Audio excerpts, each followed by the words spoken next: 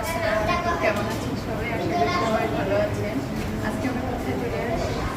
এটা হলো কক্সবাজার ফিশারি বলে বলে। এই যে দেখেন এখানে কক্সবাজার সাগরে যত মাছ আছে সব এখানে আছে। এই মাছগুলোর নাম কি?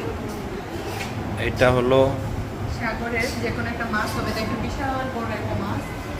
আর এই যে দেখেন আপনাদের দেখাচ্ছি আর জায়গাটা তো অনেক সুন্দর। এই যে দেখেন এখানেও আর মাছ, এগুলো কি হাঙর মাছ না কি মাছ আমি জানি না। এটা হলো মাছের না, আড়াই মা।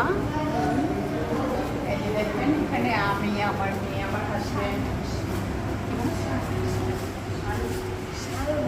এই যে দেখেন এটা হলো শোল মাছ।